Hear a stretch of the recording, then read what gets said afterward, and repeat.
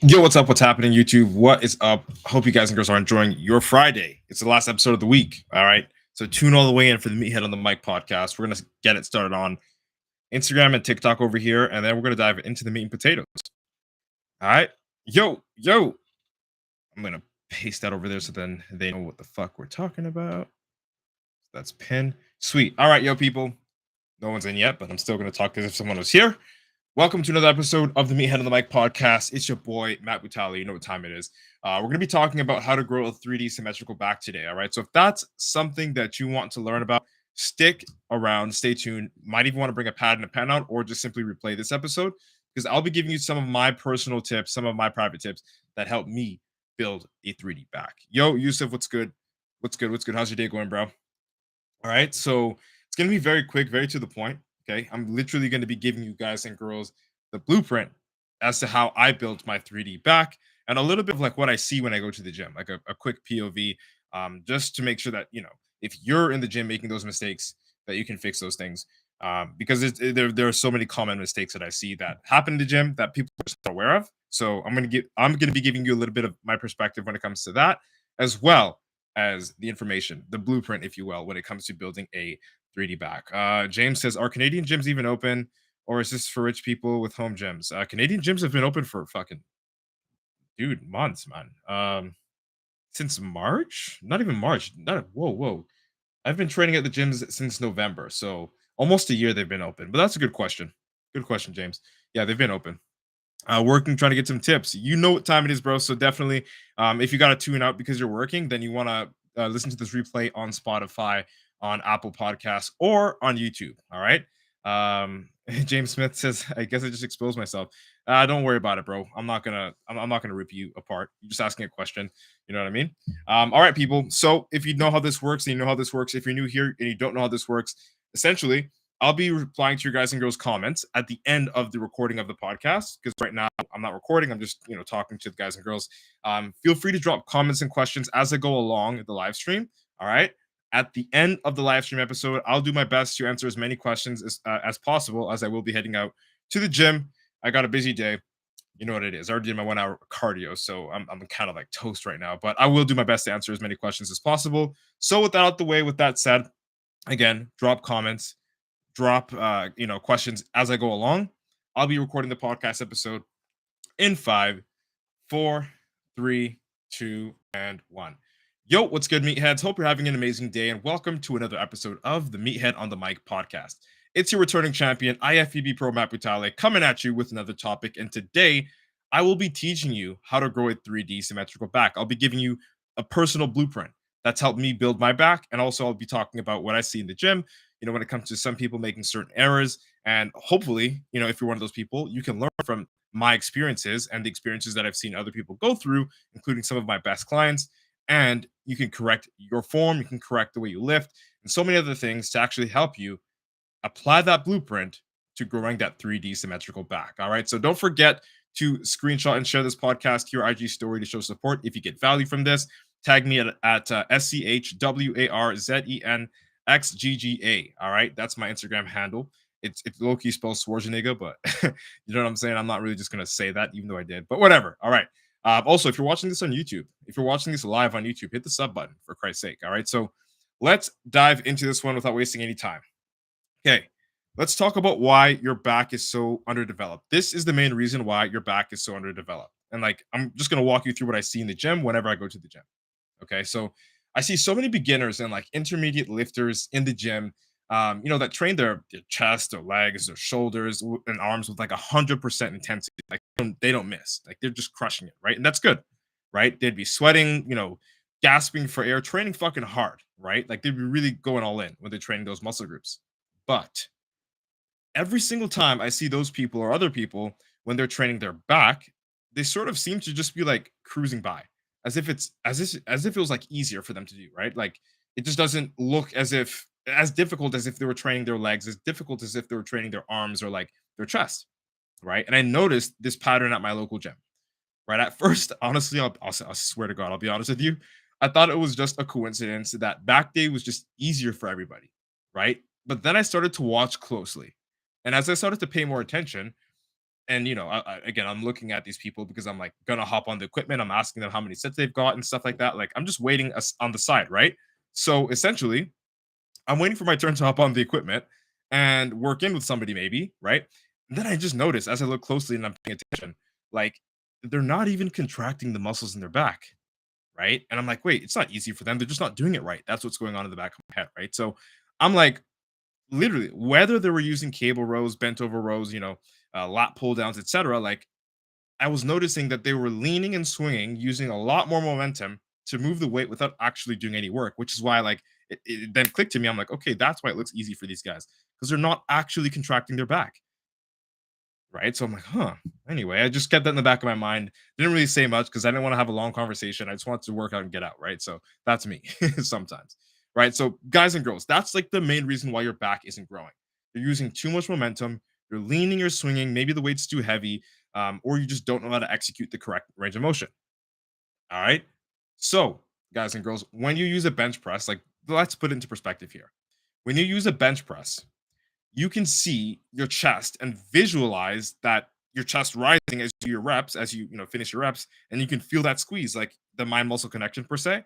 You can get it connected even more with that visual locking in of the chest as you lift, right? As you press, right? And the same thing goes with like leg extensions, right? When you're doing leg extensions, on the seated machine, and you look down at your legs, you can see that contraction happening in your legs, which honestly helps you feel it. It helps with the mind muscle connection, but your back, it's literally behind you.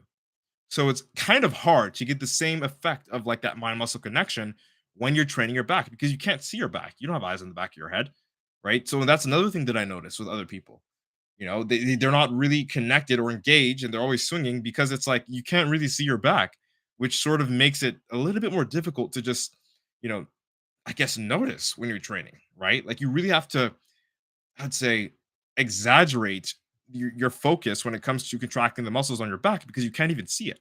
As opposed to for your chest and your legs, you can see the contraction. So it visually just stimulates you to like know what to do and how hard to push and if you're doing things the right way. And you'll likely contract any muscle that you can see better than any muscle that you can't see at first, right? And those muscles that you can't see are all on your back, right? Because we can see everything. I hope, unless your head's on backwards. So that's one thing that I noticed.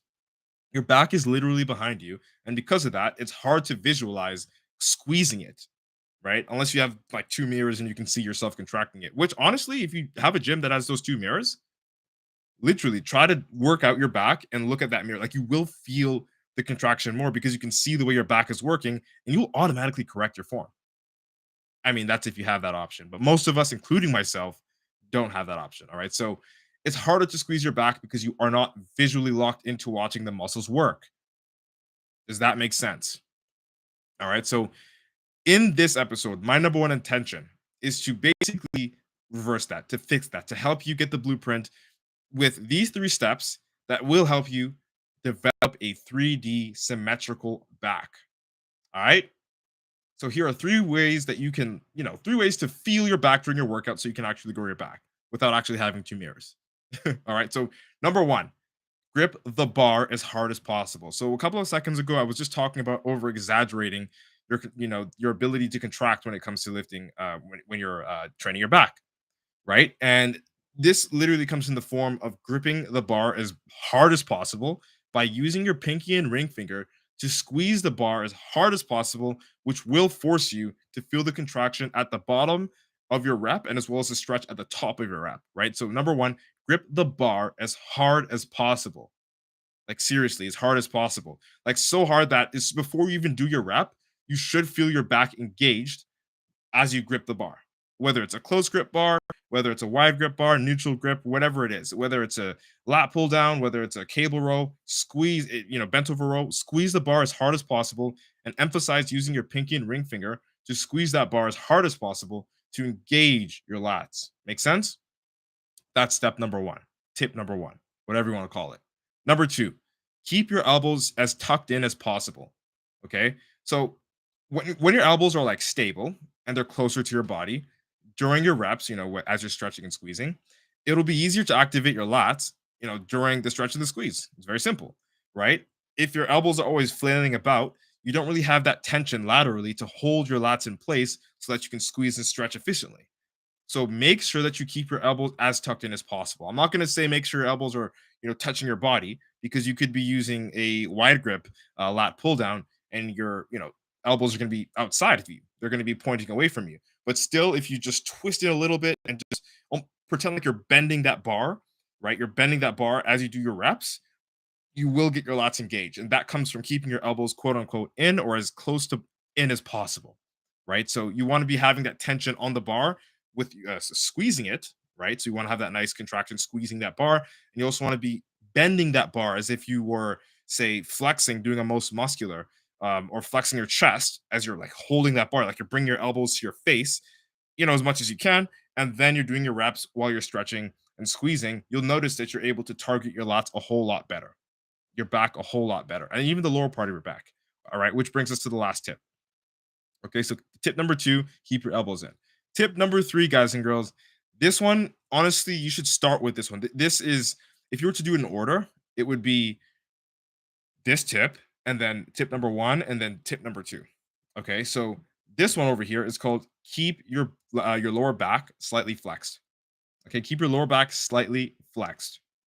Okay, from the moment that you sit on whatever machine it is, let it be cable rows, lat pull downs, or even, the bent over row, make sure that your back, your lower back specifically, okay, is as tensed as possible and even slightly arched. This will allow you to feel the contraction at the very, very base of your back, like at the bottom of your back, as you contract it, as you bring that bar towards you. Okay. So when you sit down on the cable row, or when you sit down on that lat pull down, make sure that your back, lower back, specifically your lower back, is flexed, and that it's a little bit arched outwards, right? And you can feel that tension throughout your whole entire rep and the whole entire stretch, every single set. That alone is like the posture that you need to stay grounded in order to actually feel your lats and stay in control of when you're doing your reps, so you don't fly out, like literally fly all over the place, right? So again, this will enable you to feel the contraction at the insertion or the bottom of your back, and will also keep you stable enough to control every rep from start to finish. Does that make sense? All right. Another key, and this is just another key I'll throw in there, would be just to slow down your reps. So when I was looking at the people in the gym that were just blasting through the workouts and not really contracting their back, I noticed they're doing like really, really, really fast reps. That's why, the momentum was working. I mean, otherwise momentum can't work if you're not doing fast reps, right? If you're doing slower reps, no matter how much momentum you think you can use, you're going to reduce the amount of overall momentum that you're using because your reps are slower. So slow down your reps when combined with those 3 tips, and you'll be able to activate the mind muscle connection that is required for you to fully activate your back. And again, what I just mentioned will help you guys and girls get eyes on the back of your head, since we can't actually see the muscles that we're contracting. It'll allow us to get a better mind muscle connection. And you'll finally feel your back as you train, and that will cause it to grow and help you grow a nice 3D back that is nice and symmetrical. All right. So I'm just going to recap this one more time so you can understand this. Replay this if you want to. Tip number 1, grip the bar as hard as possible. Tip number 2, keep your elbows as close to inwards as possible. And tip number 3, keep your lower back slightly flexed and even flexed and a little bit arched, so that you can, remain tight in the seat and your posture is locked in. All right. Let me know if this helped. Hit me up, give me a message on Instagram or wherever you find me. I'm everywhere on social media. You can just Google Matt Vitale. Let me know if this helped you out. All right. And if you like this content, if you want more podcast episodes like this, just hit me up and I'll do that. All right. That's it. That's all. I hope you liked this episode. If you did, share it out with a friend. I hope I was able to deliver a valuable experience to you guys and girls today. Thank you so much for your precious time and attention. All right. Also, if you're watching this on Instagram, do not forget to screenshot and share this podcast onto your IG story to show support. Tag me at SCHWARZENXGGA. All right. I want to know that you guys and girls are getting value. I want to know that you guys and girls are appreciating this. You know what time it is. Let's embrace your inner meathead together. All right. It's been nice chatting. Hope you like what today's topic was about. IFBB PRO Matt Vitale signing out. Boom. Podcast episode recorded. You know what time it is, bro. Not Raj, TR. How does a 3D back require muscular shoulders? It doesn't necessarily require muscular shoulders. It does. I mean, to look 3D, like all together as a package, it's 3D and symmetrical. Yeah, I mean, you want your whole entire body to be symmetrical. But in terms of like strength, aside from your rear delts, not necessarily. But who wants small shoulders and a big back? So I'd recommend, also having nice shoulders as well. But rear delts, if you go on my page, for example, Ramez, if you go on my page and you look at one of the pictures I posted recently, I'm hitting a back double bicep. You can see how that looks, right? You want to have the shoulders there, but in terms of like actually contracting the back, you don't. Your shoulders aren't really there except for your rear delts, right? So that's your answer, man. What up, playa? I see you, TR. What's good? I'm about to go hit lots and all that. I'm literally gonna go hit my back after this workout. So it's funny. So funny. It's coincidental. 1.6K likes on TikTok. What the fuck is up? Yo, I appreciate y'all. Grab the machine, this guy says. I appreciate you, bro. Gideon from Wish. All right, cool. Whatever you want to do. I'm not gonna repeat. I'm not gonna reply to that. OMG, are you famous? No, I'm just a regular dude. I show speeds, Dad. No, I, TikTok is so weird, bro. I'm not gonna talk about milk and shit on no, not in that context, bro. That's mad. Absolutely mad. That's wild. Dalen says, I'm lucky I got good mind muscle connection to my back. Back's one of my strong suits. Good shit for you, bro. I appreciate you, bro. Thank you for sharing that. A lot of people don't have that. For me, I think back is not a weakness for me. But definitely in the beginning of my training, it was something, or the beginning of my fitness journey was something that I struggled a lot with because again, it's you can't really see your back. You know what I mean? Like, so you're just kind of winging it unless you're putting in that extra emphasis and really we'll say over exaggerating your contraction and your stretch to make sure that you're actually getting a good quality back workout. So that's good, man. I like the fact that you shared that with us. Homie says, what's your favorite dinosaur? T-Rex. I don't know. Swaggy Punks follows the host. I appreciate you. Thanks for the follow. 1.K6 likes on TikTok. You know what it is. Ramez says, thanks, man. I appreciate it. I appreciate you, bro. Thanks for asking, bro. I always appreciate people that have the courage to come up on the live stream and chat. All right. That's what this is all about. Okay. So that's the final episode for this week. Guys and girls, I'll be back again on Monday. We do 4 to 5 episodes a week of the Meathead on the Mic podcast. So hope you guys and girls have a sick ass, kick ass weekend. Don't fall off the ball and replay this episode if you want to hear that again. Everything is going to be uploaded to Spotify and Apple Podcasts shortly after this live stream is ended. So you can hit that up. It's Meathead on the Mic on Spotify or Apple Podcasts. You know what time it is, people. Hope you guys and girls have a sick ass, kick ass weekend. IFBB Pro Matt Butale signing out. Boom.